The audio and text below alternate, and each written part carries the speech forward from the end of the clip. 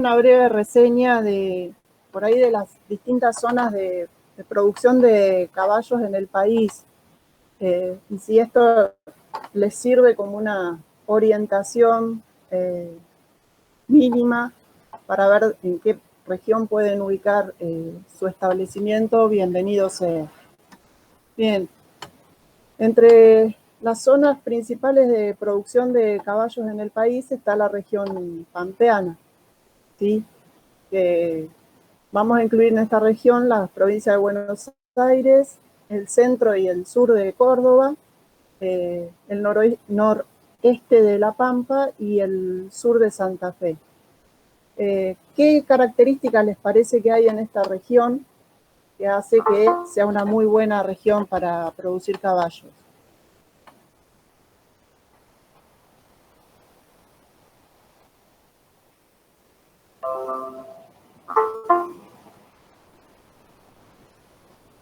¿Que sea llanura?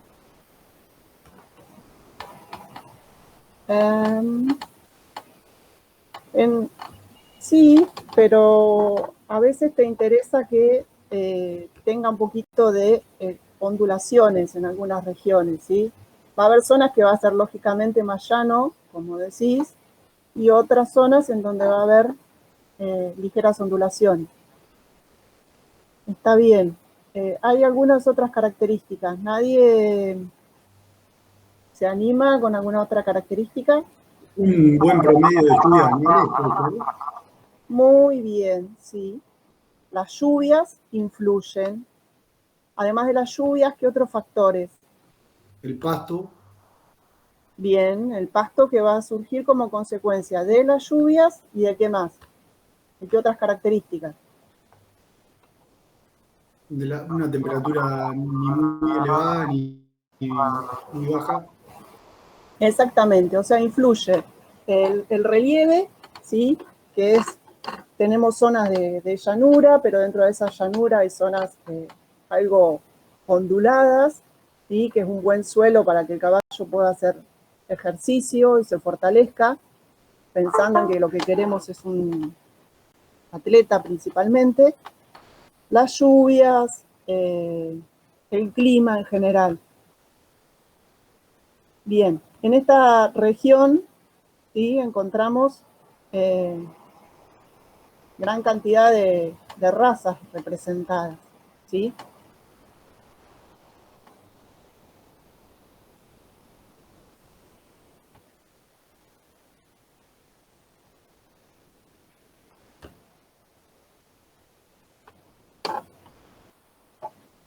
Es fácil que encontremos pura sangre, criollos, polo, también silla argentino. Otra región, ¿qué pasa? Ahí se está viendo, pasó, ¿no? Sí, Mariana. Bien, otra región del país, la región del noroeste y de Cuyo, ¿sí? Que va a incluir principalmente las provincias de Salta, de Tucumán, Catamarca, La Rioja, incluso San Juan y Mendoza. Esta zona en conjunto, en general, tiene una producción más baja, ¿sí? De caballos, y las zonas que sean más ricas, que tengan posibilidad de riego, por ahí son las que más se utilizan para la producción intensiva, principalmente de pura sangre, ¿sí? También en esta región pueden encontrar que se crían caballos criollos, caballos de paso peruano y mulares principalmente. Y nos quedan dos regiones más, como son la región del noreste, ¿sí? En donde tenemos las provincias del litoral, Entre Ríos, Corrientes, pero también incluimos, Misiones, incluimos Chaco, Formosa y Santiago del Estero, ¿sí? En donde es una región donde las temperaturas son un poquito más elevadas, pero también hay buena producción de forraje. Es una zona en donde se producen muchos caballos de trabajo principalmente y caballos de raza criolla. En la región patagónica, la parte, digamos, de esa región en sí misma en donde es más apta para producir caballos es la zona precordillerana, ¿sí? Con la posibilidad de producir forraje. Si bien las principales zonas, ¿sí?, donde tenemos más abundancia y en cuanto a número de caballos y por ahí razas y la importancia de las crías, la importancia de la calidad de los caballos, principalmente en la región pampeana y en la región noreste, ¿sí?, eso no invalida que puedan criarse caballos en las otras regiones.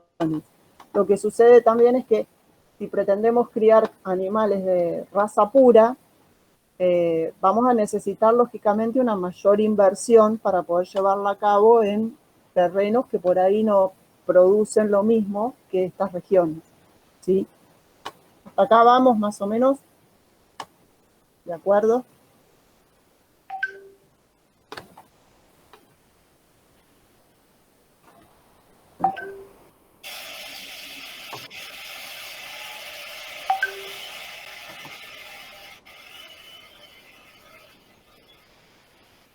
Disculpen que voy y vengo, pero se complica cuando le doy ingreso a alguien.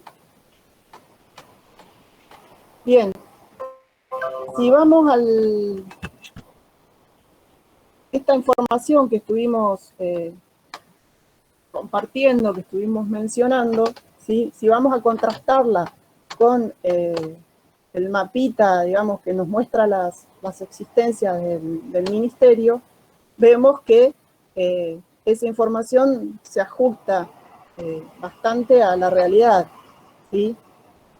¿Por qué? Porque vemos dónde está ubicada la mayor cantidad de equinos, la mayor densidad de caballos por kilómetro cuadrado en el país, que precisamente es en la provincia de Buenos Aires, las provincias Entre Ríos, Corrientes, Córdoba, Santa Fe, ¿sí?, entre otras.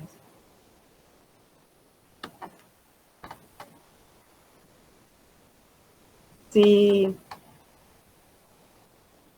vamos a pensar un poquito en raza polo argentino, ¿sí?, hay a través de encuestas, incluso con datos de la misma asociación, a través de los productores inscriptos, ¿sí?, y la localización de los establecimientos, sabemos que la mayor parte de los criadores, ¿sí?, se encuentran distribuidos en el noreste de la provincia de Buenos Aires, sur de Santa Fe, Córdoba, sin excluir, ¿sí?, zonas de Entre Ríos, Corrientes. Dicho esto, si bien tenemos zonas de cría en esas regiones, ¿sí?, también más que a veces tenemos zonas de cría y entrenamiento. Las zonas principales, podemos decir, de cría de caballos de polo están ubicadas hacia el sur de la provincia de Buenos Aires, donde también están ubicados varios centros, digamos, que se dedican a reproducción, y y en la provincia de Córdoba, principalmente.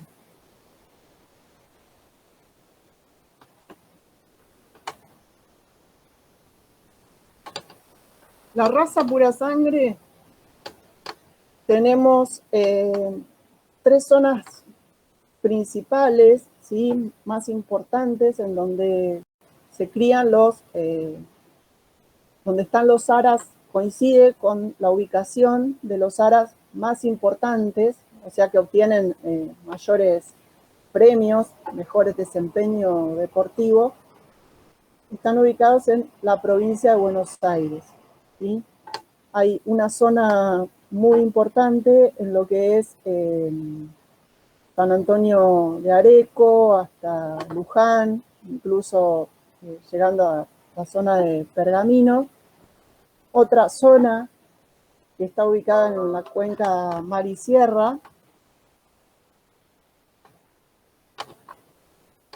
y otra zona que está ubicada hacia el oeste de la provincia de Buenos Aires, pero que abarca también el sur de Córdoba y Santa Fe. De esas regiones, la principal y la que se sigue sosteniendo en la actualidad en importancia y donde quedan gran cantidad de aras importantes, es la primera que les mencioné, hacia San Antonio de Areco. La denominada cuenca de Mar y Sierras ha ido perdiendo protagonismo en el último tiempo, si bien quedan algunos aras. Igualmente, ¿sí? Si bien estas son las zonas más importantes de cría de pura sangre, cuando vamos a darle una miradita a lo que es el Studbook argentino, ¿sí?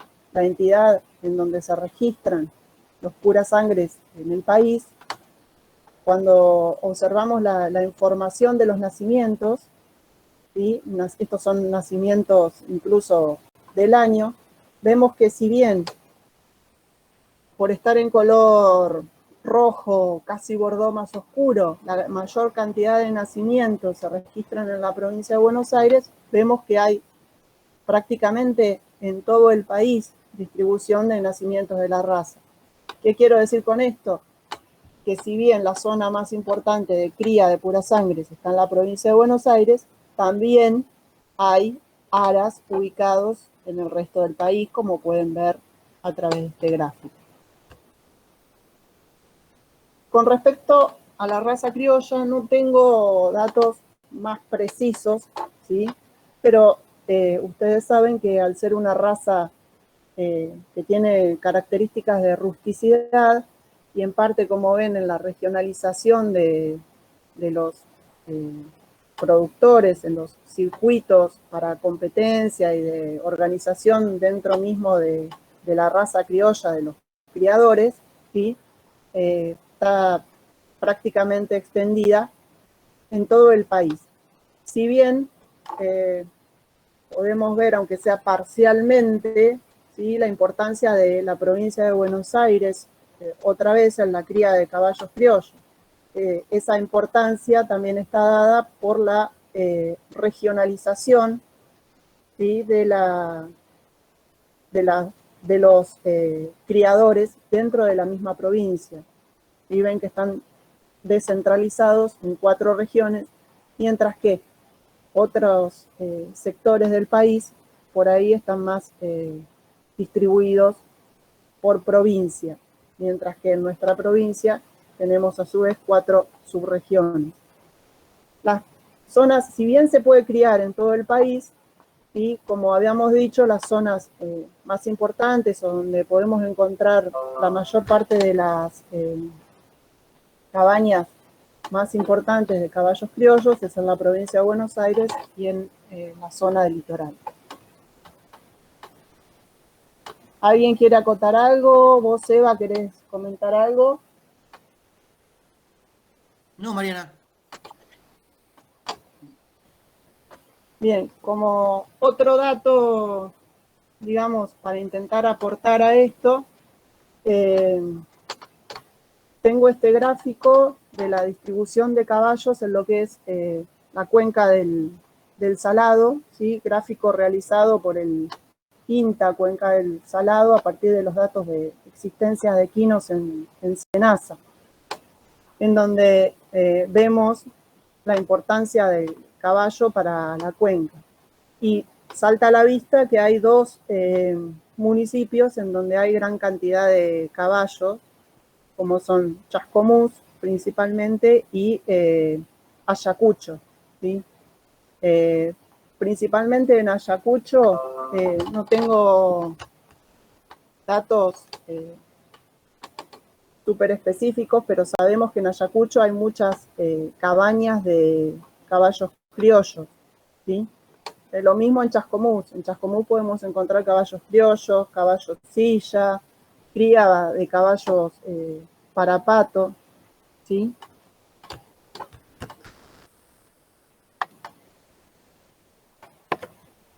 Bien, una pequeña mención, ¿sí?, al tema del croquis.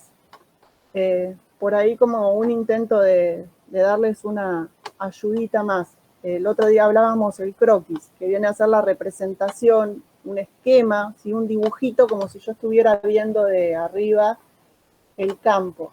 Acá, aprovechando este gráfico que había puesto Seba, ustedes lo tienen en la presentación que preparó Seba de receptividad, ¿sí?, en los materiales, sirve perfectamente como ejemplo, en donde tienen dibujados, esquematizados los potreros, ¿sí?, las dimensiones de los potreros, pero también al croquis le agregamos las instalaciones que tenemos. Por ejemplo, dónde está ubicada la casa, dónde están ubicados los galpones de boxes, ¿sí?, y otro tipo de instalaciones que tengamos.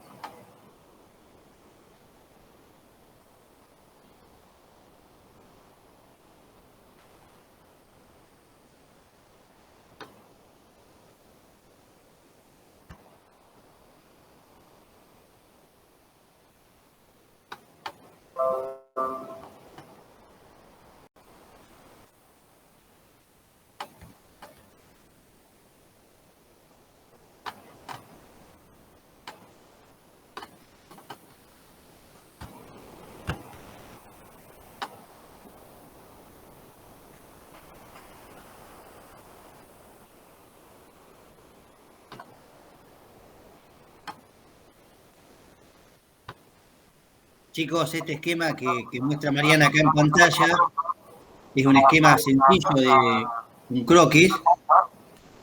Tengan en cuenta que cuando ustedes lo desarrollen, tengan en cuenta los caminos dentro del campo, cómo es la distribución de los potreros, de las aguadas, como decía Mariana, de las instalaciones, si tienen lugares o instalaciones exclusivas para entrenar o domar, instalaciones que tengan que ver con la cuida de los animales o que tengan que ver con guardar alimentos, ¿sí? Silos para guardar granos, galpones para guardar forraje.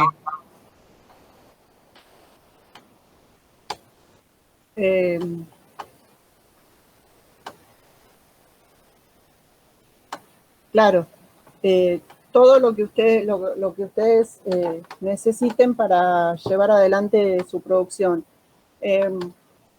Por eso a mí me gusta decir que estos gráficos simples, ustedes con el fin del trabajo lo pueden hacer incluso a mano, bien prolijito, y sacarle una foto. El que se dé más maña con el Paint o con algún otro tipo de programa podrá hacerlo de ese modo también. Pero tienen que pensarlo como si ustedes estuvieran sobrevolando su campo, ¿sí?, y viéndolo de arriba donde están distribuidas, tal cual les decía Seba, las distintas instalaciones. Por ejemplo, aquel que necesita una manga de salto, bien, ¿dónde estaría ubicada dentro de mi campo la manga de salto? ¿Dónde estarían ubicados los hilos, las aguadas? ¿Sí?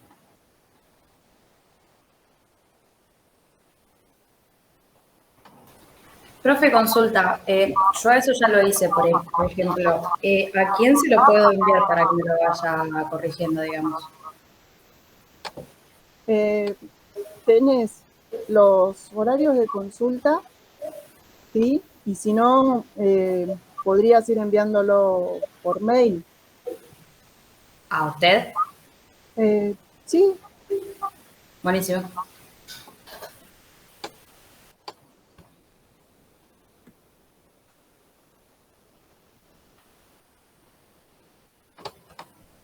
Bien, vamos a hacer una mención, se está viendo ahí, ¿no? Sí, Mariana.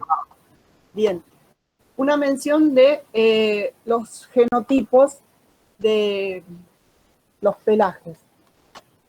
Vamos a hablar de lo básico, digamos, ¿sí? Ustedes sabrán que la gran variedad de pelajes que tienen los equinos surgen básicamente de la posibilidad de producir dos pigmentos, ¿sí? La eumelanina y la feomelanina. La eumelanina, que es el pigmento negro, y la feomelanina, que es ese pigmento rojizo, ¿sí? Bien, a su vez, la producción de estos pigmentos está reglada por la relación, ¿sí?, que tienen dos locus, el locus agouti y el locus extensión.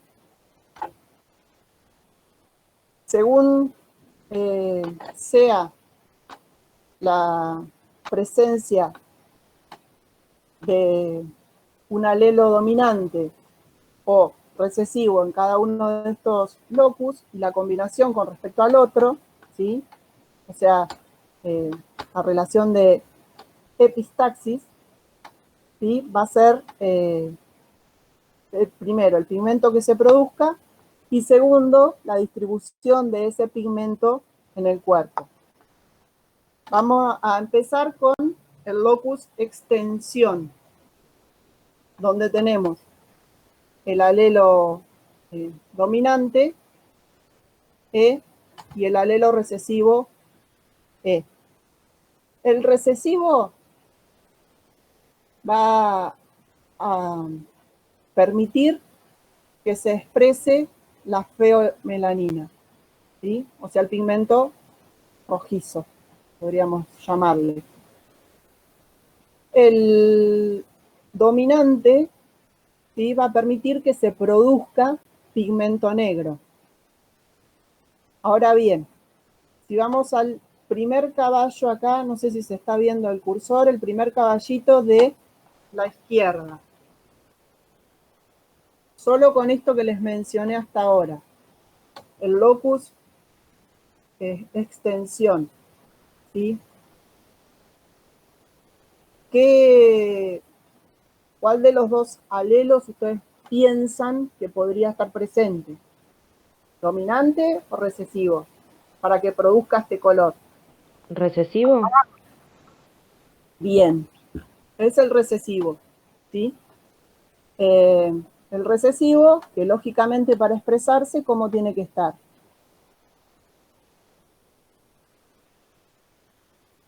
¿En homocigosis? En homocigosis, sí. Al tener, digamos, para el locus extensión, el recesivo en homocigosis, o sea, es chica, ¿sí? No me afecta el locus agouti, ¿sí? Que ahora lo vamos a ver con más detalle, ¿sí?, con el caballito que sigue. A su vez, ¿sí?, este caballo tiene color pleno, no presenta ningún modificador, podríamos decir, ¿no?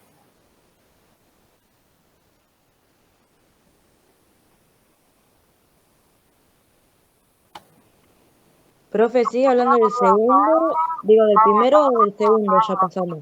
Del primero, el segundo todavía no. Ah, Bien, a ver, recapitulando, porque por ahí los perdí un poquito, me parece. Si tenemos los recesivos en homocigosis, ¿sí?, E chica,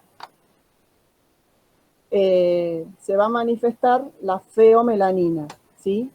Por eso este caballo ustedes ven que es de qué pelaje. ¿Alazán? Bien, ¿sí? Y como regla mnemotécnica, el caballo alazán, ¿sí? Siempre va a ser hijo de alazanes. O dicho de otra forma, dicho al revés, dos caballos alazanes, padrillo y yegua alazanes, solo van a poder tener descendencia alazana. Lo que puede variar es, dentro de ese pelaje alazán, la intensidad, más claro o más oscuro, pero siempre va a tener que ser alazán, sí o sí.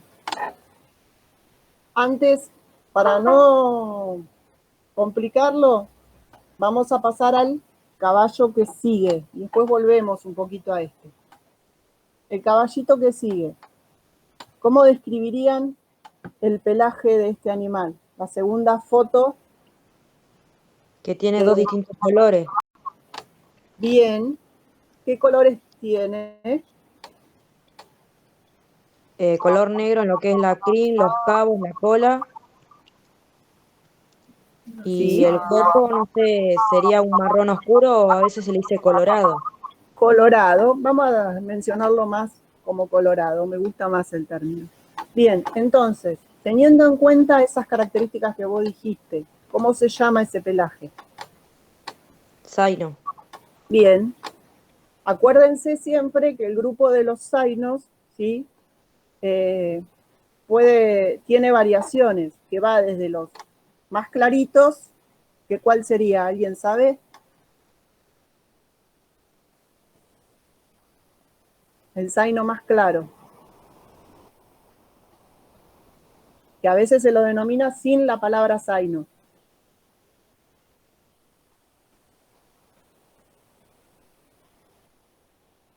¿Nadie? Bien, el grupo de los zainos, del pelaje zaino, va desde el más clarito, que es el zaino doradillo o doradillo a secas, ¿sí? Hasta lo que es el zaino oscuro o zaino negro, que prácticamente uno lo ve y es prácticamente negro, pero tiene algunos visos rojizos en algunas zonas más claras. Uno puede llegar a encontrar pelos más rojizos, más colorados, podríamos decir, ¿sí? Ese grupo de pelajes es amplio, pero todos comparten esa característica que mencionaba la compañera, que tienen crines, cola y cabos negros. Bien, en este caso, ¿sí? Presenta color negro, decían. Al presentar color negro, ¿qué alelo tendría para el locus extensión? Dominante. Dominante, sí, o sea, E dominante o E grande. Perfecto. Ahora bien, acá entra a jugar, ¿sí? Otro locus, el locus agutí. En este caso, como decíamos, que tiene la expresión del negro para que sea zaino, la tiene que tener sí o sí en cabos, crines y cola, ¿sí? Eso está dado por el alelo dominante o A grande, ¿sí? Ese alelo lo que hace es restringirme, moderarme la producción de pigmento eumelanina, ¿sí? A determinadas zonas del cuerpo. Al mismo tiempo, ¿sí? Les puede complicar un poquito y sonar un poquito raro, que yo les decía que hay una amplia gama de zainos, desde los más claros hasta los más oscuros. Sí, suele suceder que en algunos no es tan completa ese confinamiento de la producción del pigmento negro en los cabos, ¿sí? Y en parte también está dado porque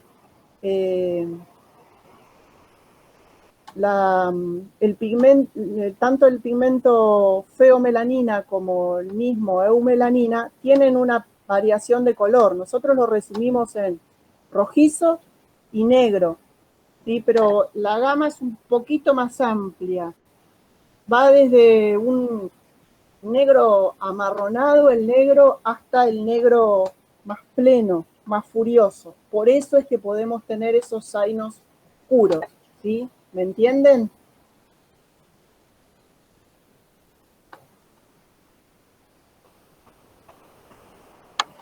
Entonces, para tratar de recapitular y redondear un poquito esto. Nos centramos en el zaino, ¿sí? Dijimos que iba a tener, para el locus extensión, ¿sí? Tiene que tener al menos un alelo dominante, que lo puedo expresar como arriba, las dos variantes, ¿sí? Como en el renglón de arriba o como en el renglón de abajo. El dominante, ¿sí? Con una rayita. ¿Por qué? Porque tanto acompañado, si está con otro dominante, está en homocigosis dominante, es obvio que no se va a poder expresar otra variante. Pero como él es dominante, aún teniendo el alelo recesivo, ese alelo se puede expresar. Y a su vez, ¿sí? Para el locus agouti, va a tener que tener al menos un alelo dominante. Olvídense de las G por el momento. Si volvemos a lo que había intentado decirles y que quizás la compliqué un poquito al principio con el alazán, ¿sí? Estábamos todos de acuerdo que tiene que ser homocigota recesivo para expresarse como alazán. Ahora bien, en este caso, el locus agouti, el caballo va a tener este locus, va a tener la presencia de estos alelos, pero estos alelos no me afectan en nada, ¿sí? A la expresión de los alelos recesivos en el locus extensión, ¿sí?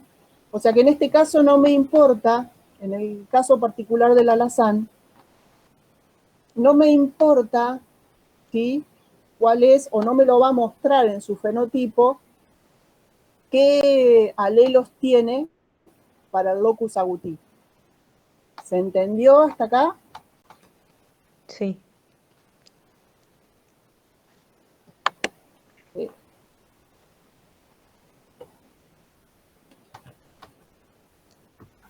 Pregunta, ¿pueden dos padres de pelaje zaino que sean heterocigotas, pueden dar un alazán? Buena pregunta, Seba.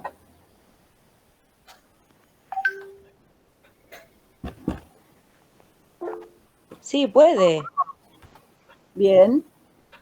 porque tenés la E chiquita por parte de la madre y la E chiquita por parte del padre. En la siguiente generación puede Perfecto. heredar eso. Bárbaro.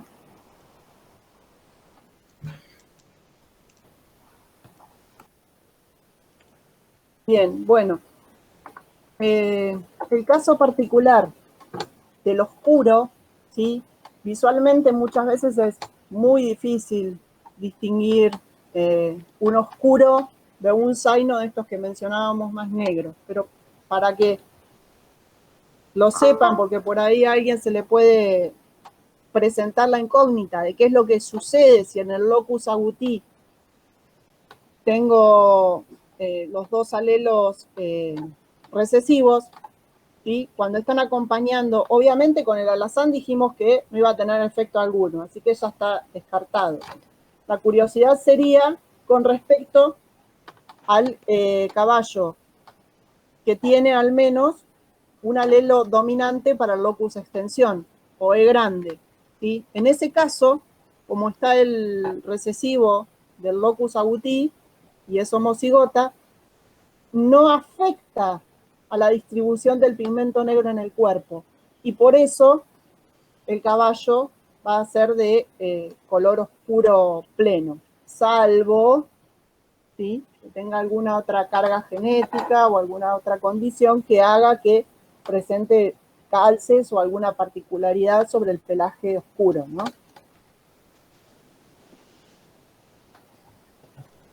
Mariana, está sin compartir pantalla. Oh. Gracias. Profe, hay una compañera que quiere entrar. Ahí va, ahí está.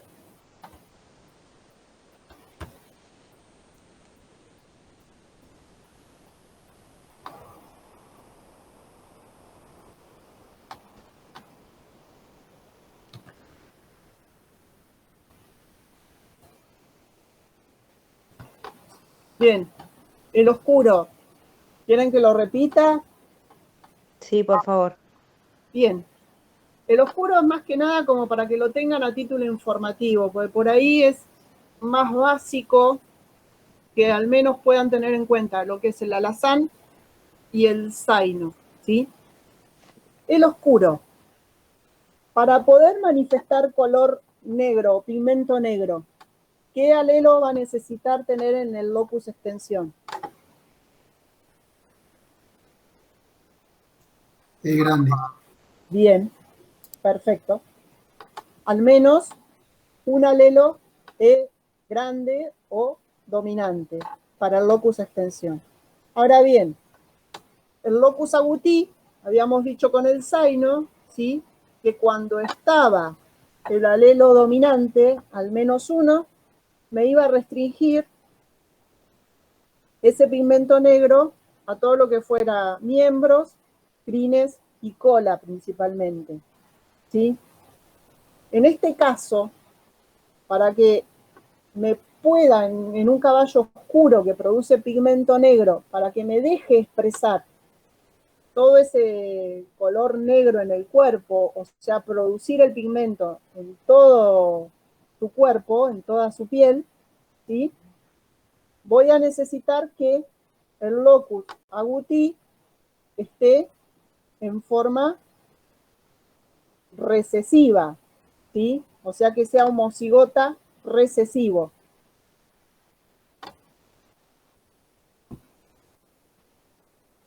¿Se entendió? Sí, profe. Bien. Ahora, pasando al último caballo de la derecha. Para ustedes, ¿qué pelaje es? Tordillo. Tordillo. Bien. ¿Qué características tiene un tordillo?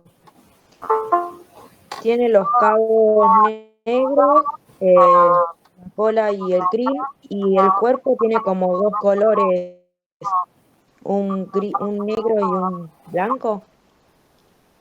Bien, vamos. A ver, en realidad los cabos en este momento, ¿sí?, del proceso de atordillamiento están de ese color.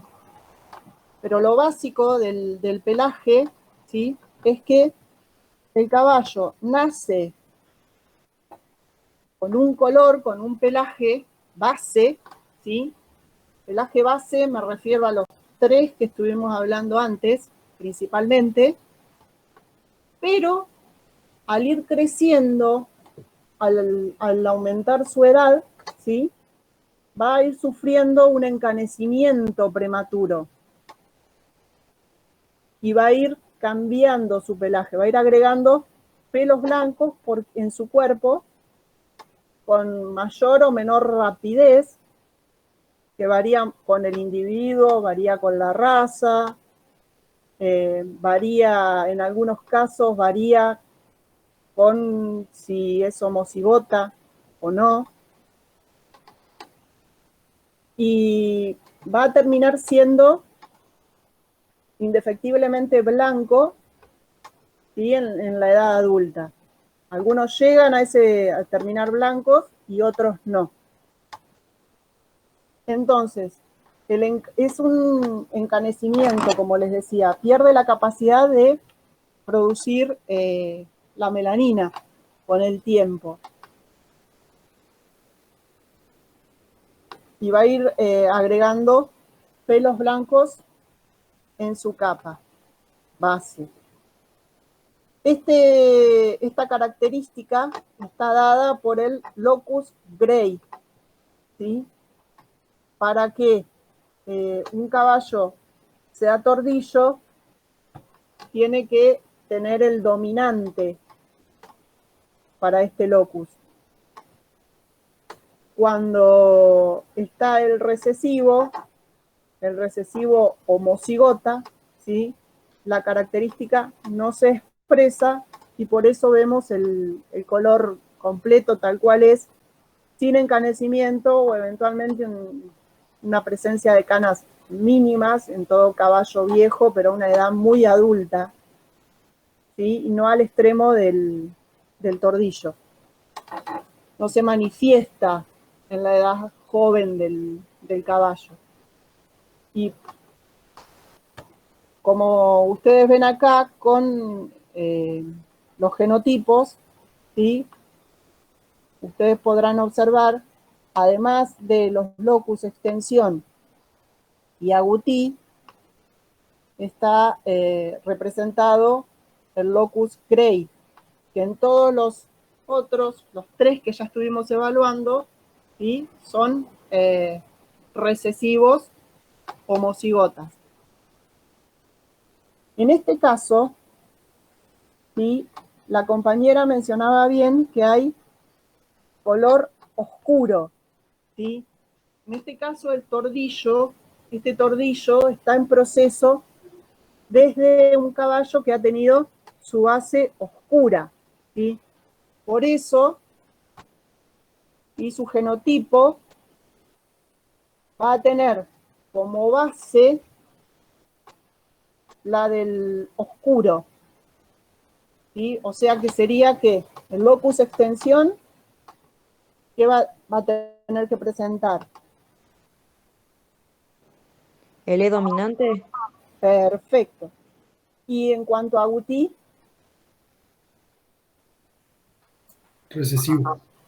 perfecto. Entonces, es un caballo básicamente oscuro al que se le agrega, ¿sí? El gen Grey o el locus Grey dominante, el alelo dominante al locus Grey, y termina siendo tordillo. En este caso, como la base es oscura, solemos denominarlo, al menos en parte de su proceso, como tordillo negro, ¿sí? Profe, pero alguno de los dos progenitores siempre tiene que ser tordillo, ¿no? Exactamente, a eso iba. Iba a ir a eso. Muy bien, te anticipaste, pero excelente. Perdón. O sea que, no tenés por qué pedir perdón. Me parece muy bueno tu aporte. O sea que, de esto tenemos 2 reglas, ¿sí? Un caballo alazán siempre va a tener que tener los 2 padres alazanes. Perdón, al revés. 2 padres alazanes siempre van a dar hijos alazanes. No me pueden dar hijos de otro pelaje que no sea alazán. ¿Sí?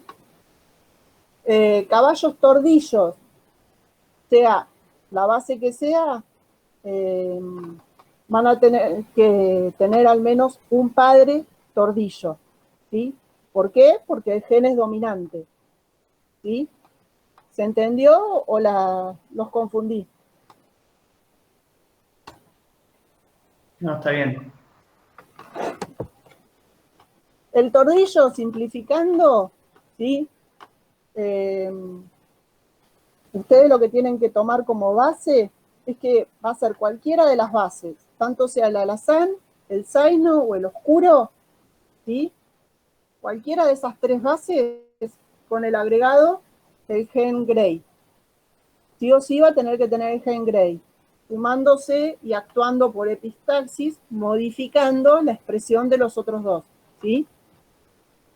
Hay más locus y más genes que diluyen incluso a estos básicos y nos van a ir dando los otros pelajes, como por ejemplo los bayos, los gateados, ¿sí?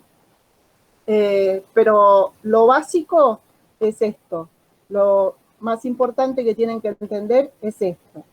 Y haciendo un poquito de hincapié en lo que es el tordillo que yo les mencionaba, que pueden hacer de cualquier base, ¿sí? Acá tienen un ejemplo. Todas estas fotos están tomadas de internet y son de un mismo animal, ¿sí? Si bien están un poquito desordenadas, ¿sí? Pero es el proceso de un mismo animal, desde el nacimiento, que lo ven de potrillito. No sé si alcanzan a distinguir qué pelaje Mariana, nació. se está viendo tu presentación anterior. ¿Se está viendo la anterior? ¿No pasó? Ahí está. Ah, porque estaba en pantalla completa y así no pasa. ¿Ahora se ve? Sí. Bien. De estas fotos, como les decía, son todas fotos del proceso de atordillamiento de un mismo individuo, ¿sí? Por ahí están colocadas no por orden cronológico, pero nos da por lo menos una pauta. ¿Qué pelaje les parece a ustedes que nació, si alcanzan a ver la foto, donde está ubicado de chiquitito al pie de la madre? Y ahí parece un alazán. Bien, perfecto. Esto es para que tengan en cuenta eso y recuerden, el tordillo, sí, va a terminar siendo blanco, ¿sí? Pelos blancos sobre una piel en mayor o menor medida coloreada, ¿sí?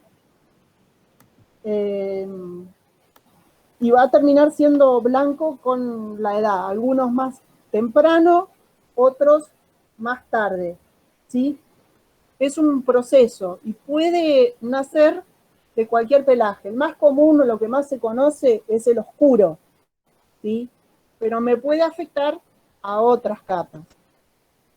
Dentro de este proceso, ¿sí? Les voy a mostrar otro ejemplo y ya la termino con esto. Tienen que tener en cuenta que los potrillitos que van a ser tordillos cuando nacen presentan el color del pelaje muy, muy intenso, muy fuerte, ¿sí? Ese alazancito que ustedes vieron, un potrillo que va a permanecer toda su vida alazán, suele tener una intensidad de color de alazán mucho más claro, mucho más lavado, ¿sí? Ese tenía mucho color. Incluso este oscuro que están viendo acá tiene muchísimo color. Eso se conoce como hiperpigmentación.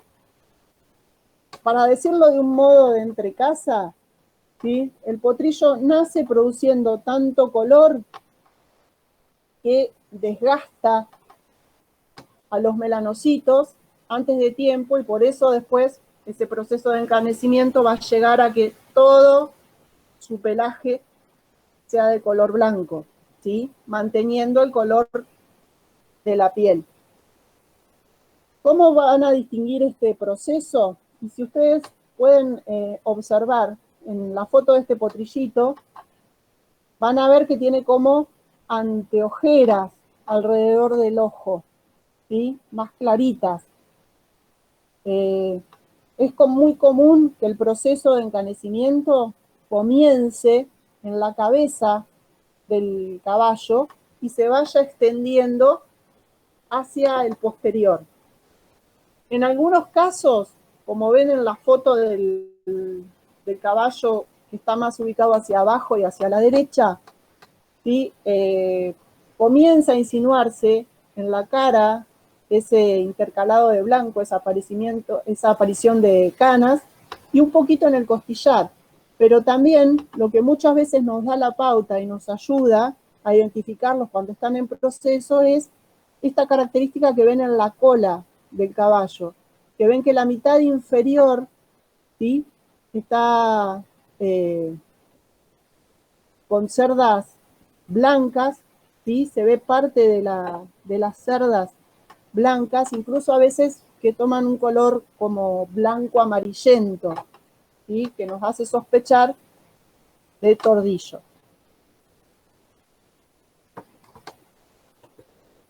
¿Quedó alguna duda de esto? ¿Lo pudieron seguir?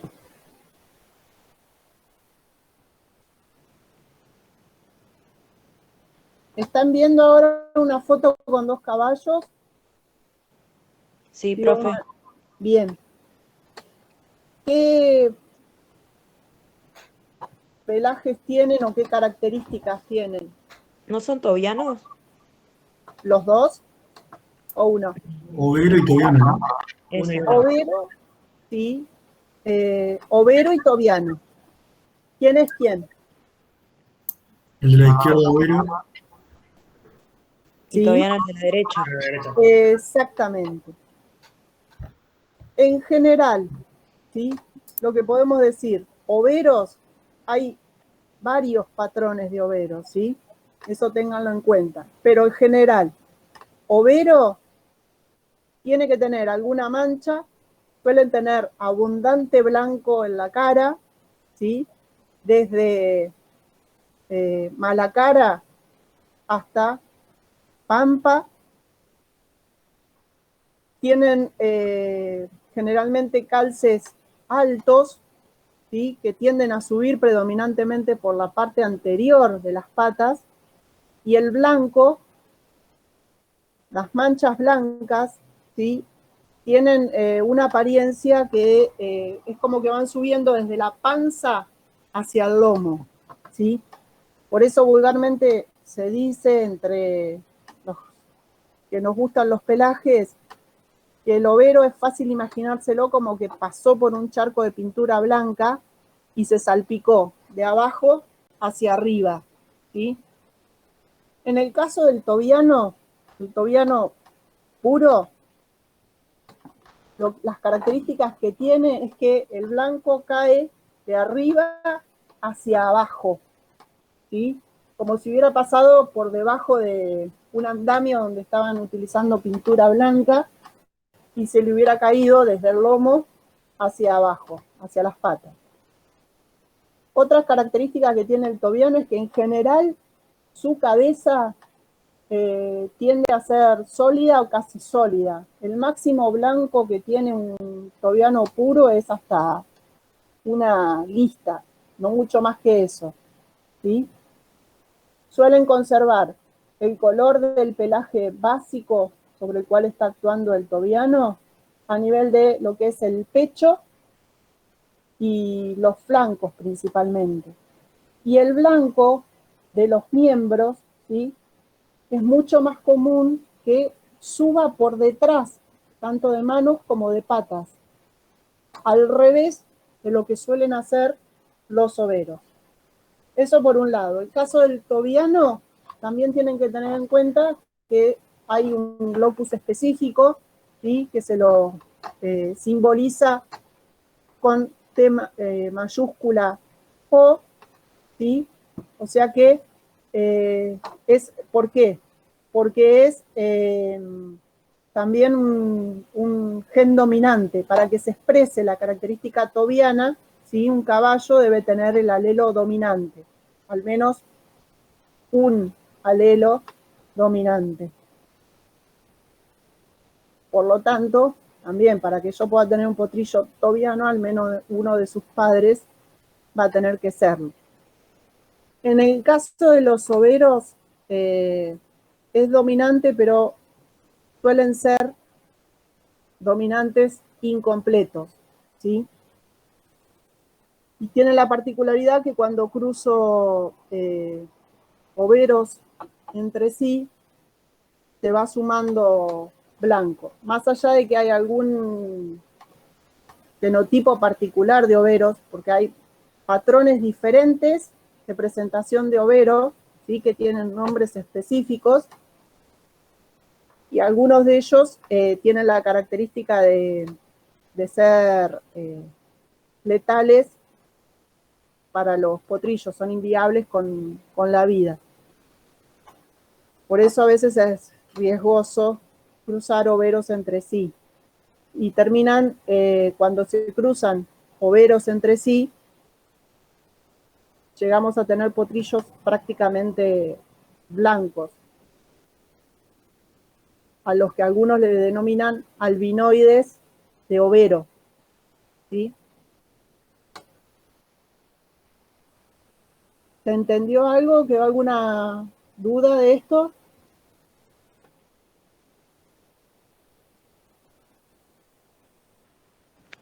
Sí, se entendió, profe. Bien.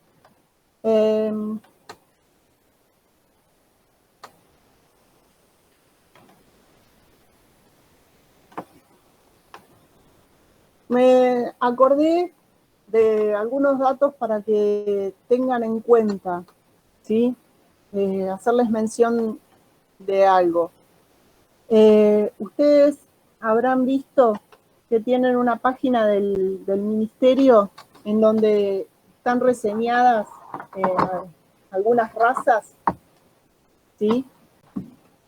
Tengan en cuenta que hay algún pequeño error en algunos datos. Con respecto a la raza silla argentino, en esa página se menciona como que tiene una doble inspección. Por ahí no es el tema del día de hoy, pero prefiero avisarles para que tomen nota y lo tengan en cuenta. Ahí se menciona que hay una doble inspección de los potrillos para el registro y para la inscripción. Esto no es así. Se inspecciona una vez, se produce la identificación del animal y ya está inscripto, está registrado, ¿sí? Después, con respecto al pura sangre, hay un poquito de mezcolanza entre los dos biotipos, entre el biotipo stayer o fondista y el sprinter o velocista. Están un poquito mezclados, ¿sí?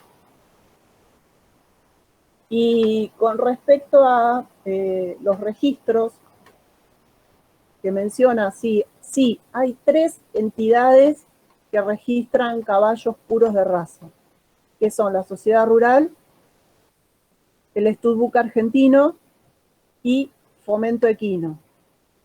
En el caso de Fomento Equino, menciona que inscribe una raza. En realidad son 2 razas, son el silla argentino y el tiro argentino. Si bien el tiro argentino debe tener muy pocos nacimientos por año, muy pocas inscripciones por año, ¿sí? Pero esta asociación lleva los registros también de esa raza. Tengan en cuenta esos detalles.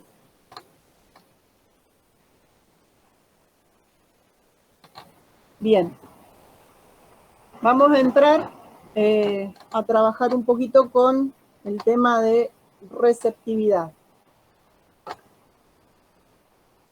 Seba, ¿querés hacer alguna acotación, alguna aclaración de lo que estuvimos viendo hasta ahora? No, bárbaro, Mariana, me pareció bien, correcto. Está, buenísimo. Perdón, profe, consulta. ¿Era Sociedad Rural, Fomento Equino y cuál otro más? Studbook Argentino. Bárbaro. Eso se supone que lo vamos a retomar en otro práctico, pero les comento ahora para que por lo menos tengan un pantallazo y tengan en cuenta esos pequeños detallecitos, ¿sí? Bien. Receptividad. ¿Por qué nos importa la receptividad? Sí, porque es lo que nos va a permitir establecer la cantidad de alimento, de forraje que me va a producir por hectárea, ¿sí? Ya sea todo un campo o un potrero específico. Y yo la puedo calcular a esa producción tanto por día como en el mes o en el año, ¿sí? Dependiendo de cómo el cálculo que yo quiera hacer y lo que esté proyectando, me va a ser más cómodo considerarlo en una unidad de tiempo o en otra unidad de tiempo, ¿sí? Usualmente por ahí nos es más cómodo por mes, manejarnos por mes, lo que no invalida que en otras oportunidades nos decantemos por el día o por el año, ¿sí? ¿Cómo se va a medir esa producción de forraje? Y lo vamos a tener en cuenta en el equivalente vaca, ¿sí? O ración.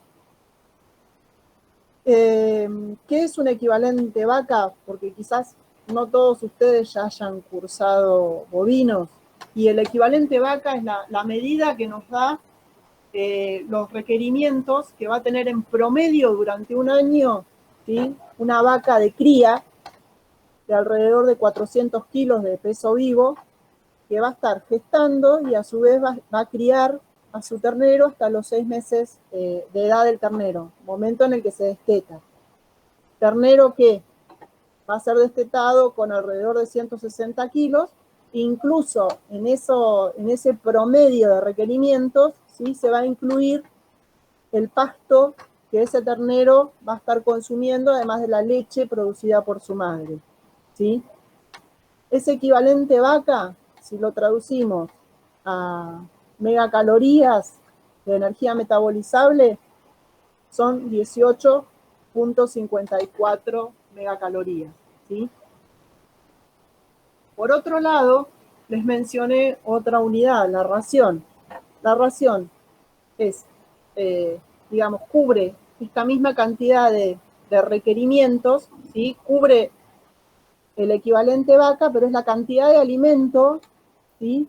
De un recurso determinado que yo voy a necesitar para cubrir el equivalente vaca. Uno está enfocado desde los requerimientos del animal y el otro desde la cantidad de alimento que yo necesito para cubrir ese requerimiento de un equivalente vaca, ¿sí?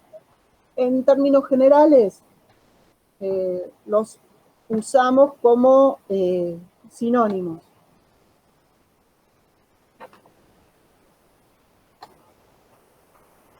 Cuando tenemos en cuenta los requerimientos de los animales, ¿sí?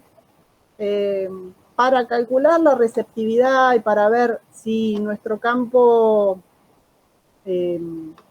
produce lo que yo necesito de acuerdo a los animales que tengo, si voy a necesitar comprar o no alimentos, ¿sí?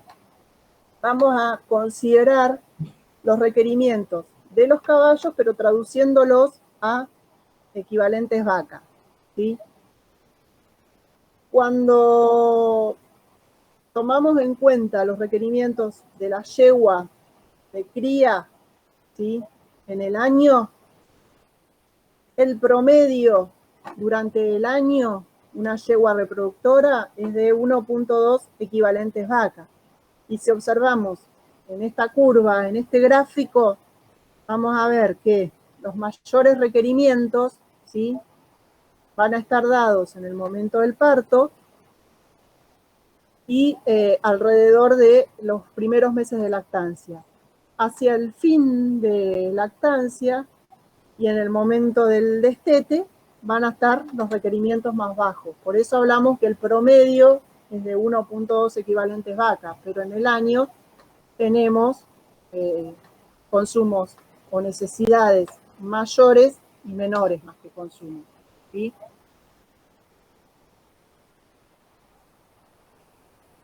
Así, a partir, digamos, de distintas fuentes y distintas tablas, ¿sí? Esto ustedes lo tienen en el apunte, estaba en el apunte de instalaciones, creo, si no me equivoco de apunte, tienen, digamos, los distintos requerimientos en equivalente vaca de acuerdo a las distintas categorías y situaciones fisiológicas de los animales. Así, cuando tenemos que considerar la yegua que está preñada por parir en el último tercio de su preñez, vamos a tener en cuenta lo que es el equivalente vaca de mantenimiento de la yegua y a eso le vamos a sumar 0,13 equivalentes vaca, ¿sí?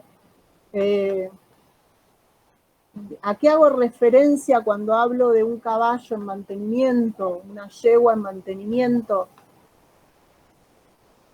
¿Alguien tiene alguna teoría? ¿O se comprende ese término o hay que explicarlo? ¿Que está vacía, profe? Sí, si hablamos de una yegua, bien puede ser que está vacía. Lo que a mí más me interesa, ¿sí? Y por qué hago referencia al mantenimiento en caballos en general, saliendo un poquito de lo que es la yegua en sí mismo, ¿no? Hablando de caballos que en general están en mantenimiento, me refiero a un caballo que tiene un determinado peso y que no va a aumentar de peso ni a perder peso y que tampoco está realizando algún gasto especial por algún tipo de trabajo, ¿sí? Eso es un animal que está en mantenimiento. En el caso particular de la yegua, ¿sí? Puede ser, es el gasto de la yegua vacía, pero que no hace ninguna otra actividad especial, más que mantener ese estado, mantener ese peso, mantener esa condición corporal sin aumentar y sin disminuir, ¿sí?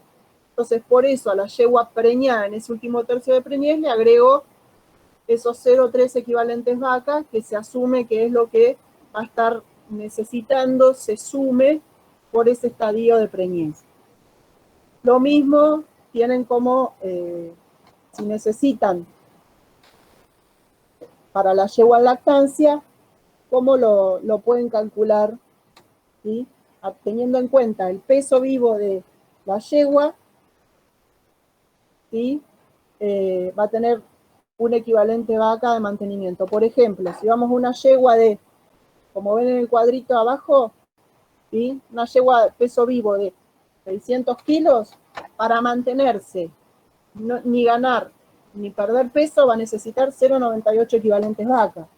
Ahora, si yo digo que esa yegua está en lactancia, ¿sí? Le voy a tener que sumar a ese 0,98 de mantenimiento, ese 0,60 que ustedes están viendo ahí, para poder mantener a su potrillo hasta el destete, ¿sí? Si estuviera hablando de esa misma yegua que pesa 600 kilos de peso vivo, ¿sí? Pero en este momento yo estoy pensando en que esa yegua está en el último tercio de preñez, por lo tanto no tiene potrillo al pie, ¿sí? Voy a tomar ese mantenimiento de 0,98 y le voy a sumar ese requerimiento para la gestación de 0,13, ¿sí? Esto va a ser lo básico, y estos cuadritos que están en el apunte, a lo mejor están en otro formato, ¿sí? No importa, pero es esta información, Profe, ¿puedo hacer una pregunta? ¿sí? Con respecto al trabajo práctico, que seguro nos piden lo de la receptividad y todo esto de los animales, ¿el peso los ponemos nosotros? Y el peso lo vas a tener que tener en cuenta, el peso vivo adulto, lo vas a tener que tener en cuenta un poco de acuerdo a la raza, ¿sí? Ah, está bien. Viste que no todas las razas pesan lo mismo. Sí, sí. ¿Con qué raza estás trabajando? Sangre pura de carrera. Y en promedio calcularle alrededor de 500 kilos, ¿sí? Ah, genial. Para una yegua aproximado, ¿sí? Si estás Y trabajando con caballos criollos, será tu promedio 400, a lo sumo 450 kilos. ¿Y los padrillos, sí, aproximadamente 600 kilos, 700? ¿Padrillos qué? ¿De qué raza? Sangre pura de carrera.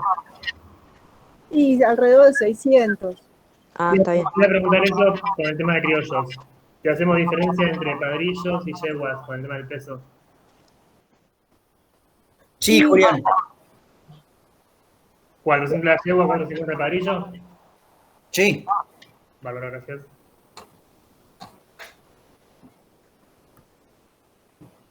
Como les decía, Estos datos de los equivalentes vacas que van a necesitar para las distintas categorías, ¿sí? Los pueden sacar de el apunte, ¿sí? Donde tienen detallado las yeguas, el padrillo, los potrillos, las potrancas, si está trabajando, el nivel de trabajo.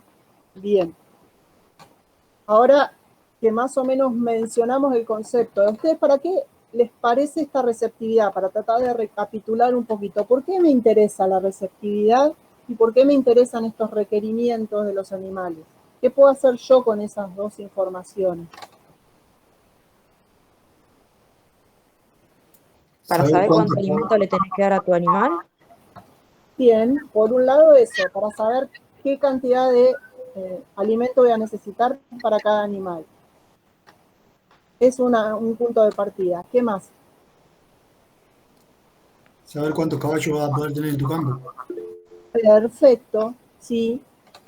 A su vez, sumando y redondeando eso, además de saber cuántos caballos voy a tener en mi campo, me permite poder planificar a futuro y saber si voy a necesitar disponer de otro tipo de alimento, ¿sí?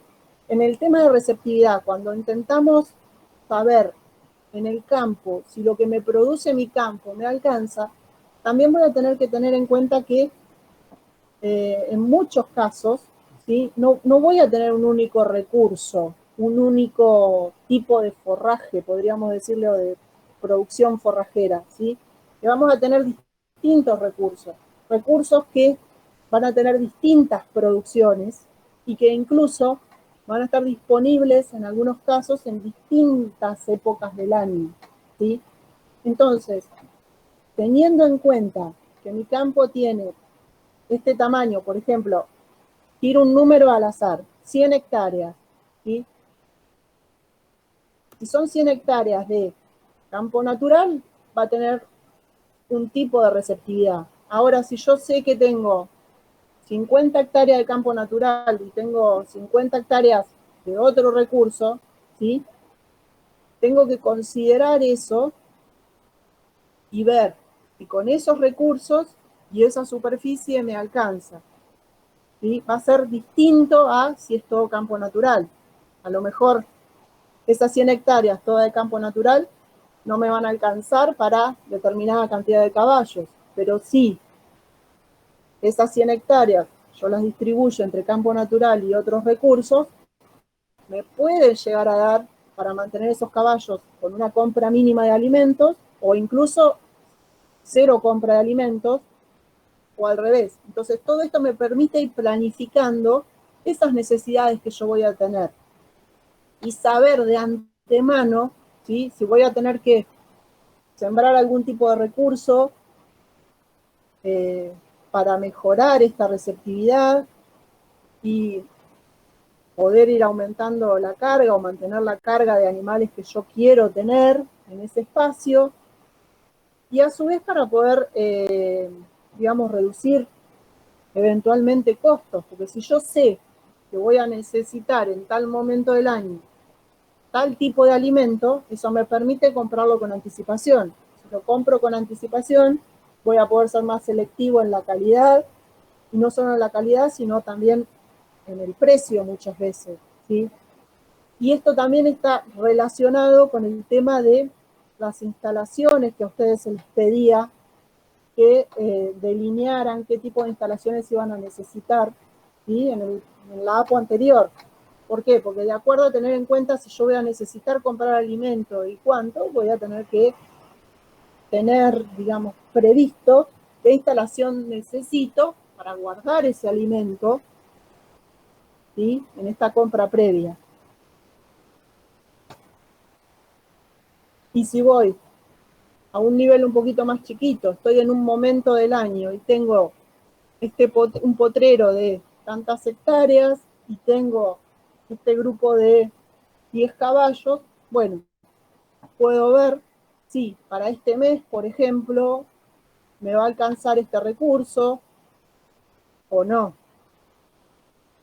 ¿Se entiende?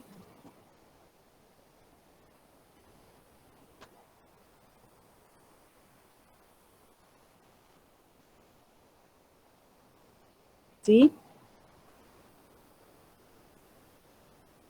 Sí, profe. Sí, profe.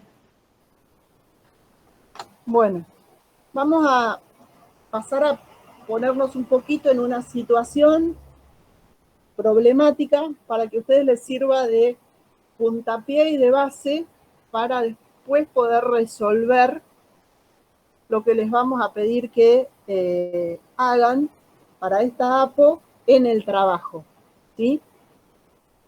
Bien. Hacemos de cuenta que tenemos un lote de 20 yeguas criollas que están vacías con el padrillo, o sea que están en servicio, están vacías en el mes de septiembre. A lo mejor, dependiendo de cómo es el planteo, digamos que todas vacías es un planteo, digamos, una situación imaginaria. Va a depender mucho si recién estamos iniciando la explotación o no, porque acuérdense que el ideal sería que yo viniera con yeguas ya preñadas del año anterior, ¿sí? Esto vendría a ser una situación como que yo recién estoy iniciando la explotación quizás, ¿sí? O un grupo nuevo de yeguas que se incorpora a reproducción. Eso viene a ser un paréntesis aparte. Volviendo al problema, tenemos 20 yeguas criollas vacías con el padrillo, ¿sí? Y en el mes de septiembre. Para alimentar esos animales tengo una pastura degradada de 45 hectáreas. Yo voy a necesitar calcular los requerimientos de la manada conformada por esos individuos, saber cuál es la productividad del recurso y una vez que tenga por un lado los requerimientos y por otro lado la productividad de ese potrero, ¿sí? Voy a tener que evaluar si con eso cubro esos requerimientos y eventualmente si tengo que tomar algún tipo de medidas para ajustar esos requerimientos, ¿sí?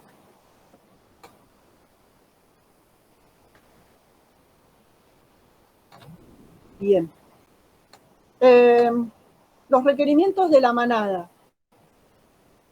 A ver, ¿de dónde los vamos a sacar?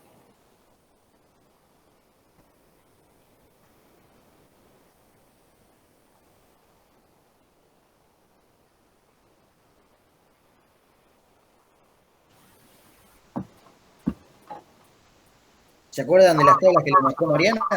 Claro, de las tablas de requerimientos. Equivalencias. O sea, de esto, ¿no? Claro. Estas tablitas, ¿sí? Que están, acuérdense que las tienen en el apunte ustedes, ¿sí? Si para simplificar, tomamos que, para hacer este ejemplo, las yeguas tuvieran un peso vivo de 500 kilos, ¿sí? Una yegua vacía ahora, ¿qué requerimientos en equivalentes vaca tendría de mantenimiento?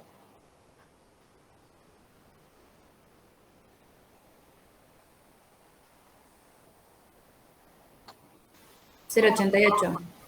Bien. Una yegua va a necesitar 0,88 de mantenimiento. Ahora, con este dato yo puedo calcular cuánto necesitan las 20 yeguas, ¿no? Sí, profe. Bien. Y el padrillo,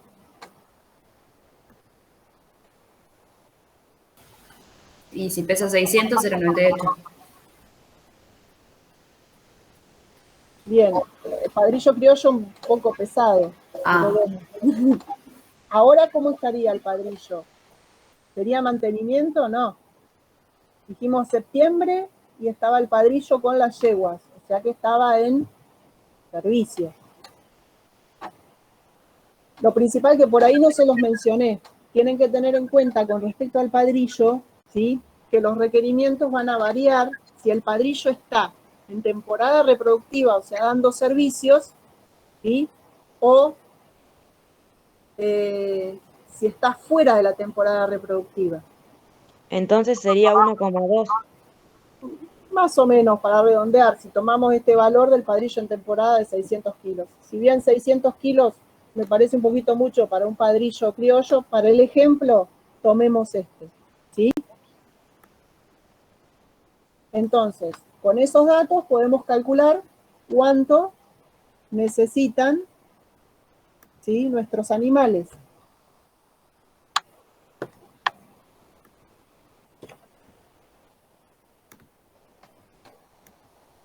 Hacemos las cuentas y tenemos, se está viendo, ¿no? Sí, profe. Bien, tenemos que las 20 yeguas vacías van a ser 0,88 equivalentes vaca, tomados de la tablita, multiplicado por 20, que nos da 17,6 equivalentes vaca.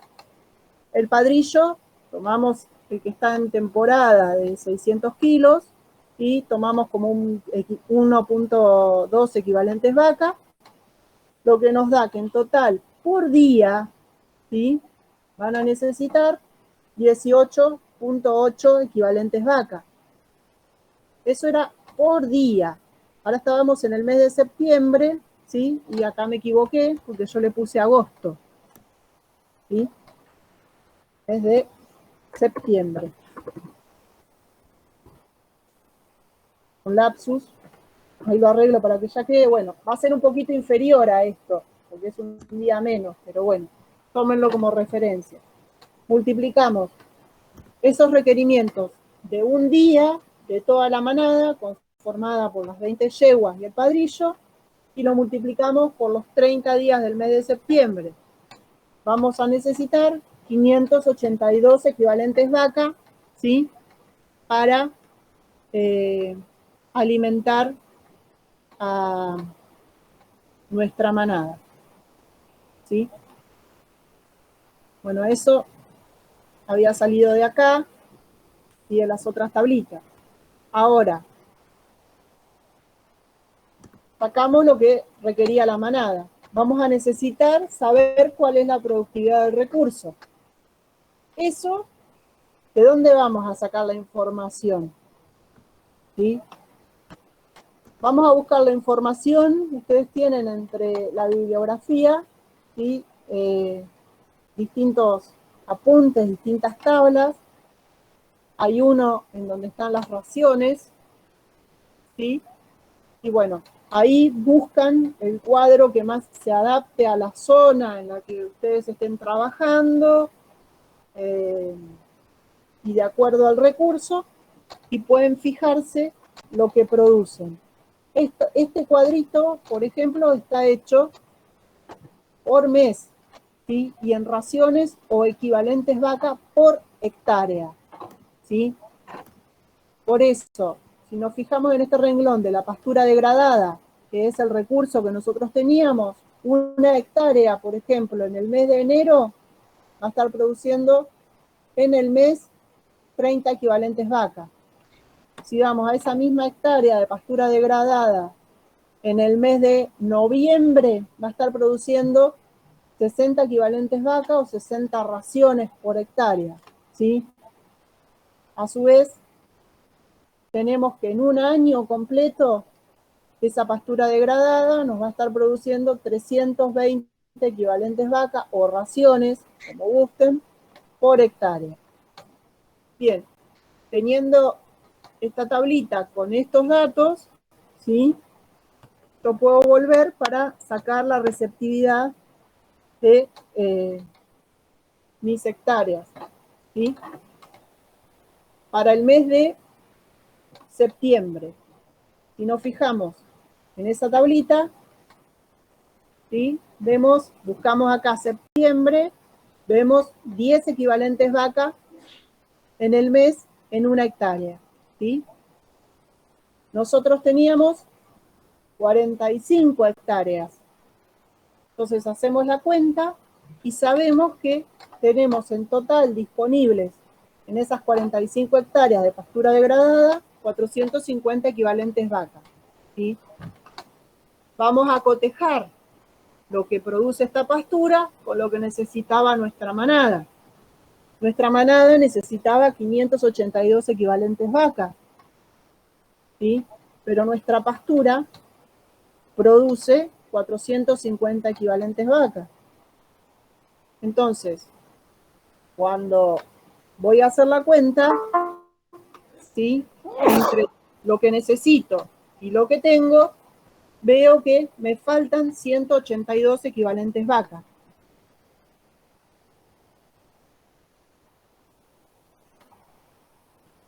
Ahí voy de nuevo, ¿eh?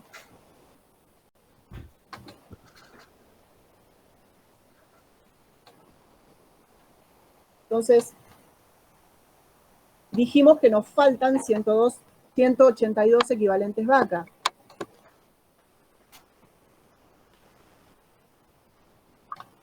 Y vamos a ver cómo lo resuelvo. Me falta eso.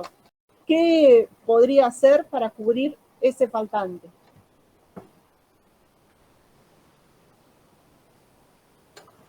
Suplementar con rollos. Bien. Es una opción. Entonces, para suplementar con rollo, ¿sí? Sabemos que el rollo de pastura, en promedio, nos va a dar 45 raciones por rollo, ¿sí? A mí me falta esa cantidad de equivalentes vacas. Acuérdense que las raciones lo tomábamos como equivalente igual o sinónimo casi, aunque no es lo mismo, de equivalente vaca, ¿sí? Entonces sé que si necesito 182 equivalentes vaca y un rollo me da 45 equivalentes vaca o raciones, hago la cuenta dividiendo lo que me falta por lo que cada rollo me aporta y sé que voy a necesitar 4 rollos. Ahora bien, ¿qué otra salida podría tener yo? ¿Puedo tener otra opción? El rollo es fácil. Sacar animales, darle otro tipo de alimentación aparte, que no sea rollo. Bien, son otras opciones, está bien pensado. ¿Y tengo alguna otra? Me está faltando una. Conseguir más campo. Conseguir más campo, bien, puede ser. Y si un poquito relacionado con el cambio de alimento y conseguir más campo. Destinar otro sector a hacer una pastura. Bien, destinar, ahí está, a eso quería llegar. Otra opción sería, ¿sí? Usar, si tengo otro recurso disponible en otro lote o potrero, usar otro tipo de recurso, porque a veces tengo dentro de mi campo otro recurso que a lo mejor no lo estoy usando con otra categoría y lo puedo destinar a esta. Esa sería una opción. O puedo pensar en, ahora salgo del paso con los rollos, por ejemplo, pero pienso que para el año que viene, ¿sí? Voy a preparar otro recurso para cubrir este bache, porque posiblemente lo vaya a tener, ¿sí? Sería una solución más a largo plazo. Si ya dispongo, por ejemplo, de una avena, tanto sea la avena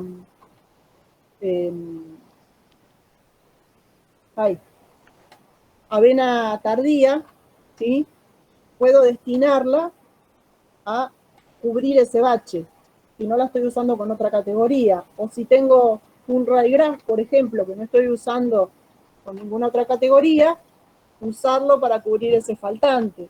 O lo mismo, si tengo un lote con un campo natural, una media loma, que por ahí no la estoy usando o la tengo ahí, también podría llegar a disponer ese recurso. Digamos, por ahí es un poquito embarullado todo este proceso, pero es para que tengan en cuenta, digamos, la posibilidad de salidas o cuando ustedes tengan que ver la receptividad de su propio campo, ¿sí? ¿Qué opciones tienen? Porque a veces yo puedo jugar, no es, sí, saco la receptividad del campo, pero además de la receptividad, para poder hacer bien esa receptividad, tengo que tener en cuenta qué recursos voy a tener dentro de ese campo, ¿sí? Por otro lado, y en asociación con esto, tengan en cuenta que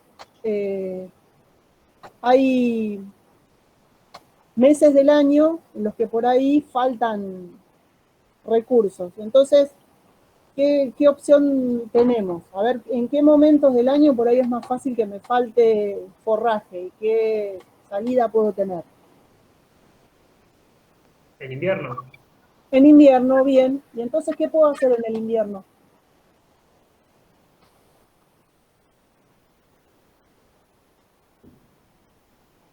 ¿Hay en los rollos o el potrero destinado a la pastura? Utilizarlo. No entendí la pregunta. Y otra, ¿qué recurso puedo preparar? Sacando los rollos, sacando la pastura. A ver, ¿alguien tiene idea lo que es una cadena forrajera?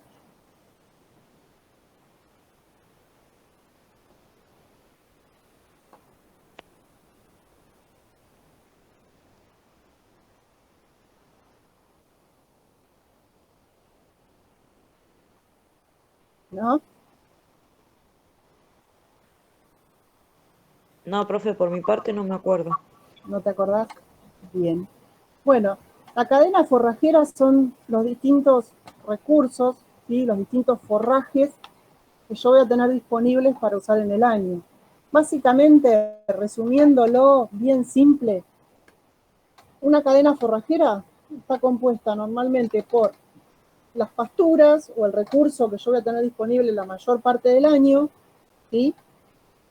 Y voy a tener otros recursos que me van a servir para cubrir baches específicos del año. En general, la mayor parte de las pasturas que nosotros tenemos suelen tener producción, ¿sí? En determinados meses del año. Y donde nos suele faltar suele ser en los meses del verano y en los meses del invierno. ¿Sí? Entonces, en esa cadena forrajera yo voy a tener que tener en cuenta los recursos por ahí más perennes, como los distintos tipos de pasturas, tener en cuenta por ahí un poquito su producción, porque no es lo mismo del tiempo de producción y dependiendo de la zona de una alfalfa que de otro tipo de pastura, por ahí una pastura consociada, ¿sí? Teniendo en cuenta eso, y voy a cubrir esos momentos que me falta con verdeos, ¿sí? Para eso tenemos los verdeos de invierno y los verdeos de verano, ¿sí? Entonces, a lo que yo apuntaba era esto, que un poquito tener en cuenta, aunque sea un mínimo, ¿sí? Una mínima consideración de estos conceptos cuando elaboran la receptividad. Considerar qué recursos forrajeros van a tener. Voy a tener, sí, la pastura, el campo natural, lo que ustedes quieran, pero voy a usar algún verdeo de invierno, lo voy a necesitar, puedo tenerlo, ¿sí? Eso sería otra opción a tener en cuenta. Con respecto por ahí a los verdeos, generalmente lo que se recomienda es que las superficies no sean mayores al 20%, ¿sí? ¿Por qué les parece esto?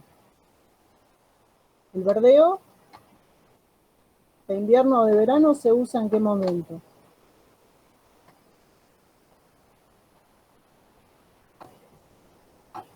Los baches. Se usan los baches. Y si ustedes miran los cuadritos acá de productividad, ¿sí?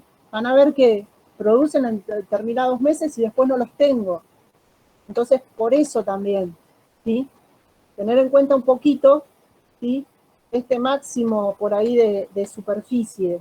Porque si yo me excedo, me entusiasmo demasiado con los verdeos, los lleno de verdeo, y tengo una superficie de 100 hectáreas, pero hago 50 hectáreas por ahí de verdeo, y es como que en ese momento voy a tener un montón que incluso capaz que ni sé qué voy a hacer con eso que me sobra. Pero en otro momento del año me va a faltar.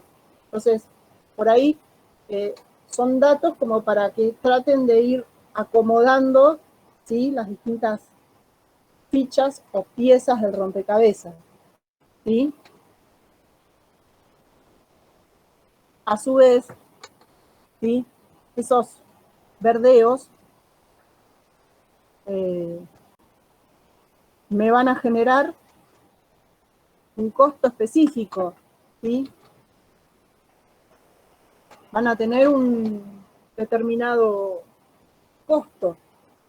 Esos costos van a estar dados por ¿qué cosa? ¿Qué se les ocurre a ustedes? Para hacer un verdeo, ¿qué voy a necesitar? Sí, comprar la semilla, la verdeo. Bien, exactamente. Voy a tener gastos porque voy a tener que comprar la semilla, si necesito herbicidas, fertilizantes, ¿sí? Contratar la maquinaria si no la tengo. O sea que todo eso me va a generar distintos gastos. Cada una de esos ítems, ¿sí? Uno puede asumir a través de publicaciones por ahí del INTA que van haciendo, ¿sí? Más o menos tenemos un detalle y un poquito estandarizado de cómo podemos o de qué ítems están compuestos los costos para implantar determinado recurso, determinado verdeo, ¿sí?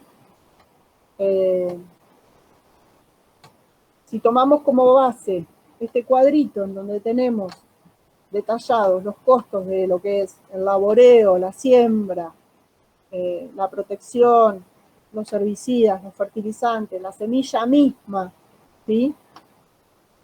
Tenemos la sumatoria, la cantidad que necesitamos de cada uno de estos ítems y el resultado que nos da, no importa que por ahí no sea actual, pero a fines de ejemplo y de trabajarlo nos da, ¿sí? Un monto total de 5.525 pesos. O sea, todos esos ítems me van a influir en lo que yo voy a necesitar para poder tener ese recurso, para poder alimentar a su vez a mis animales. Ahora, teniendo en cuenta esos gastos que yo necesito hacer para implantarlo, ¿sí? Puedo resolver, digamos, esta situación, que sería averiguar cuánto me cuesta implantar un verdeo de avena. Ahí les puse 10 hectáreas porque para elegir un número simple, ¿sí? Que nos permitiera hacer cálculos más o menos rápidos, es a modo de ejemplo. No tomen como que todos tienen que hacer 10 hectáreas de verdeo de avena, ¿sí? Bien, entonces, teniendo en cuenta la cantidad de hectáreas que yo voy a implantar, cuánto me cuesta esa cantidad de hectáreas, cuántas raciones voy a obtener en el año con ese recurso, ¿sí? Y cuánto me va a costar cada una de esas raciones que yo produzco. Con el cuadrito que teníamos antes, que se pueden obtener, hay tablas que incluso estaban puestas en la bibliografía, colgadas entre la bibliografía para que ustedes tengan a mano, ¿sí? Veíamos que para implantar una hectárea necesitábamos 5.525 pesos. Como tenemos 10 hectáreas, ¿sí? Vamos a ver que necesitamos 55.250 pesos. Si volvemos a los cuadritos y nos fijamos, digamos, en el recurso avena temprana, suponemos que el verdeo, ¿sí? Era avena, y era una avena temprana, vemos que en el año, en total, la sumatoria de todos estos meses es de 290 raciones por hectárea. Entonces volvemos y vemos que con 10 hectáreas obtenemos 2.900 raciones. Como ya teníamos el costo de implantación de las 10 hectáreas, ¿sí? Ese costo lo vamos a dividir por la cantidad de raciones que me produjeron esas 10 hectáreas, ¿sí? Y eso me da que cada una de esas raciones de este recurso que yo decidí implantar para cubrir ese bache, ese faltante en la alimentación de mis caballos, me va a costar 19 pesos cada una de esas raciones.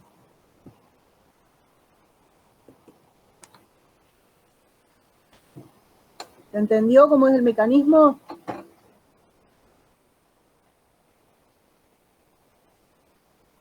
¿Sí? Sí, profe.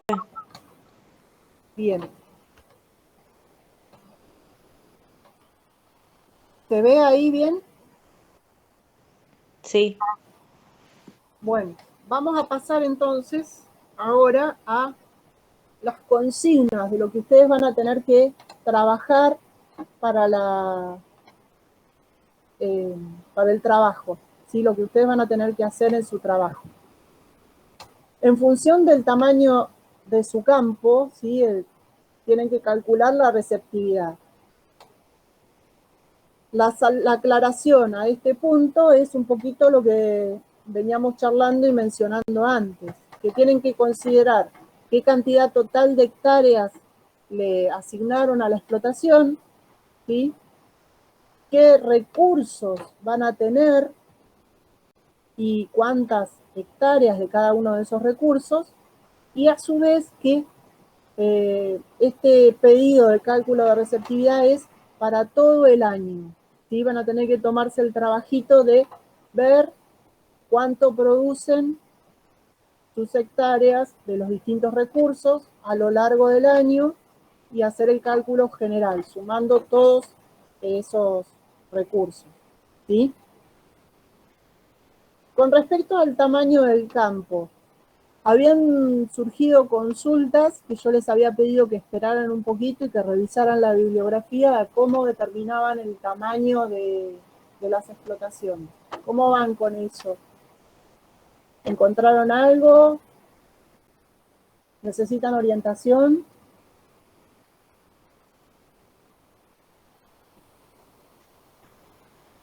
No es problemático para nadie. Bien. Bueno, ese es el punto 1. Calcular la receptividad de acuerdo al tamaño del campo, considerando qué recursos tienen y qué cantidad de cada uno de esos recursos. El punto 2 es que hagan el esquema, ¿sí? Del ciclo productivo completo del modelo que les tocó. Ese ciclo productivo, ¿sí? Si hablamos, por ejemplo, de sangre pura de carrera, ¿y qué es lo que van a tener que mencionar en ese ciclo?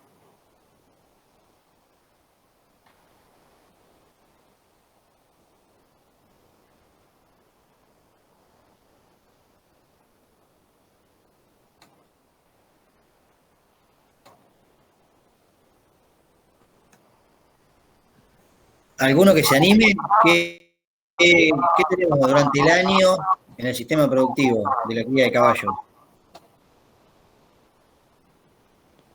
Y poner las yeguas preñadas, los servicios. Y tenés la yegua madre y el padrillo. Le va a dar un potrillo o una potranca, cuándo se va a destetar, los nacimientos, la época de servicio, la doma.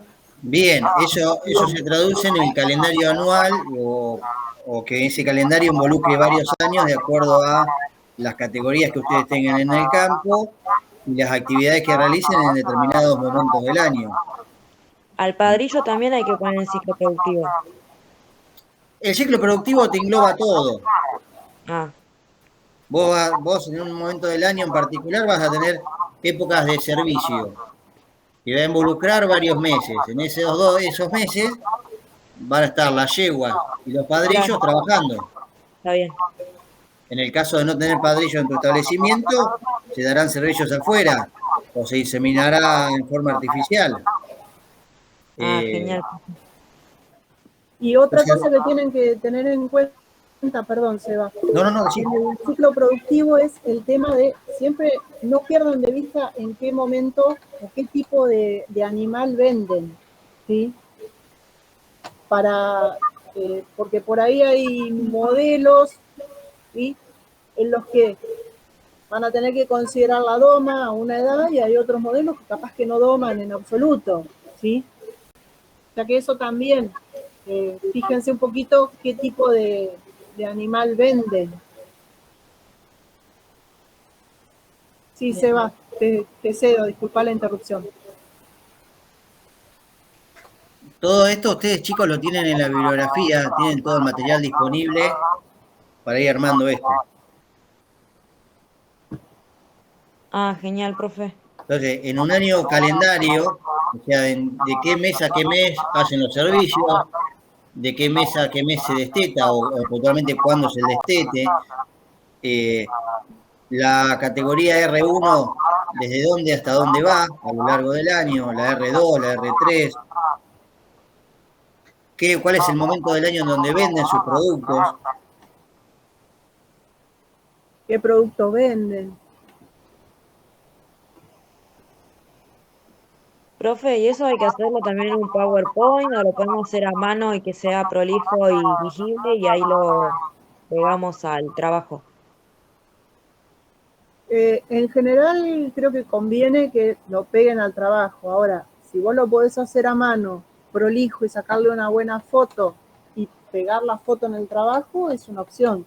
Si querés hacerlo en el PowerPoint, también podés, porque incluso podés sacar una captura de pantalla y pegarla también. Eso como te resulte más práctico y más cómodo. Ok. Pueden ir volcando en un Word, clase a clase, lo que van incorporando sobre su trabajo.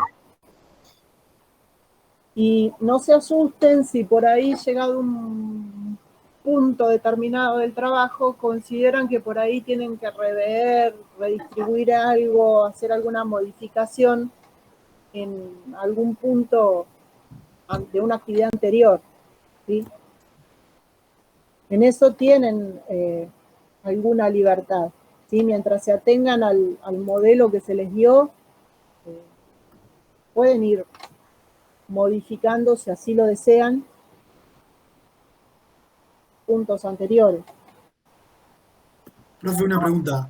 ¿Sí? Y en el punto 1 que nos dice qué categorías productivas vamos a tener en nuestro establecimiento, nosotros lo calculamos teniendo todas las categorías, R1, R2, todos. Claro, de acuerdo al modelo.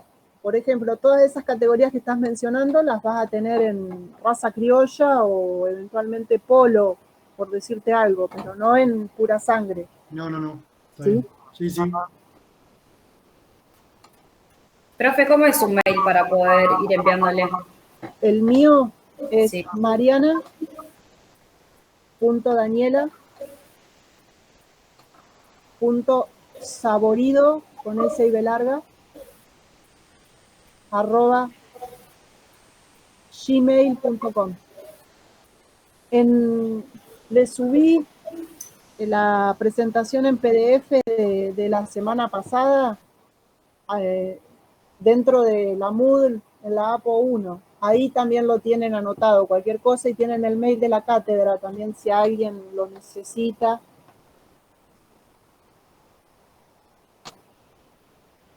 Bien. Ok, profe.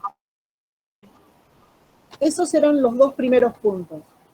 Ahora tenemos el punto 3, que es realice el cálculo en función del número de raciones que necesita al año, ¿sí? En el primer punto calculaban la receptividad, o sea, todo lo que su campo, con las características que ustedes le dieron, ¿sí?, produce. Ahora, tienen que hacer el cálculo, ¿sí?, de acuerdo a las distintas categorías que ustedes tienen en el año y lo que cada una de esas categorías requiere, ¿sí? O sea que en este punto, lo básico, la pauta general que les puedo mencionar es que consideren, por un lado, qué categorías las van a tener presentes todo el año en el campo, o sea, los 12 meses. consideren si hay categorías que a lo mejor van a estar algunos meses y cuántos meses en particular está esa categoría. Y después, en base a esos datos, a la categoría y la cantidad de meses que están, ¿sí? Van a buscar esas tablitas con las que estuvimos trabajando y que están en el apunte. Creo que estaban en el mismo apunte que hablan de instalaciones. Son los apuntes que estaban subidos de la semana anterior, ¿sí? Buscan ahí los equivalentes vaca, lo mismo con lo que estuvimos trabajando con el ejemplo de la manada de yeguas y el padrillo. Buscan los requerimientos y los calculan de acuerdo a la cantidad de individuos de cada una de las categorías que tienen, ¿sí? Y el último punto es que determinen qué pelaje se permiten en la raza que a ustedes les tocó, en el modelo, y que armen el cuadro con los genotipos posibles. Eso básicamente pensando en los locus agouti, extensión y Gray.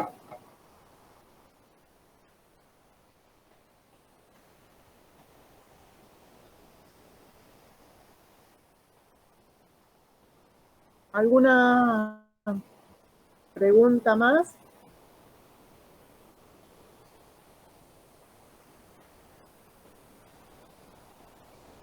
No, profe, por mi parte no. Y si surge cualquier cosa, están las consultas.